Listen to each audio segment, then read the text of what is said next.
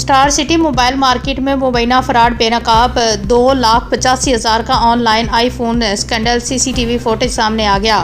متاثرہ شہری حافظ قرآن کی اعلیٰ حکام سے appeal. Karachi chief crime reporter Karachi کے علاقہ گلشن اقبال میں مبینہ آن لائن موبائل فراڈ کا ایک سنگین واقعہ سامنے آیا ہے، جس میں ممتاز شہری حافظ قرآن تانیہ جنید نے الزام لگایا ہے کہ اسے 2,85,000 روپے کا دھوکہ دیا گیا ہے۔ ذرائع کے مطابق کراچی کے ضلع ایسٹ میں گلشن اقبال کے علاقہ میں پیش آیا، جو کہ اسٹار سٹی موبائل مارکیٹ سے منسلک مبینہ نیٹ ورک سے جوڑا جا رہا ہے۔ متاثرہ شہری حافظ قرآن کے مطابق انہوں نے آن لائن ایک آئی فون خریدنے کا سودا کیا، جس کی قیمت 2,85,000 روپے طے پائی۔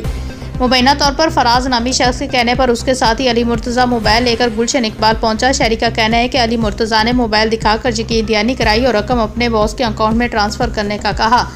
رقم منتقل کرنے کے بعد مبینہ طور پر موبائل دینے سے انکار کر دیا گیا اور ملزم نے یہ موقف اختیار کیا کہ اسے ابھی تک اپنے باس کی تصدیقی میسج موصول نہیں ہوئی۔ متاثرہ شخص کے مطابق ملزم کو فوری طور پر قریبی تھانے ماجور عزیز بھٹی پولیس اسٹیشن منتقل کیا گیا ہے، جہاں ابتدائی کارروائی کے بعد مزید تحقیقات شروع کی گئی۔ مبینہ دباؤ اور رہائی کا الزام۔ ذرائع کا دعویٰ ہے کہ کچھ وقت بعد مارکیٹ کے صدر مہناز گلفام تھانے پہنچی اور اپنے اسر و رسوخ کے ذریعے ملزم کی رہائی ممکن بنائی، تاہم ایسا کی جانب سے یقین دہانی کرائی گئی ہے کہ کیس کی مکمل رپورٹ تیار کر کے اعلیٰ افسران کو ارسال کی جائے گی اور شفاف تحقیقات عمل میں لائی جائیں گی۔ متاثرہ شہری کی اپیل۔ متاثرہ شہری اور اہل خانہ سندھ پولیس کے اعلیٰ حکام IG سندھ اور DIG ایسٹ سے مطالبہ کیا کہ معاملے کی غیر جانبدارانہ تحقیقات کی جائیں، رقم کی واپسی یا خریدا گیا موبائل فراہم کیا جائے۔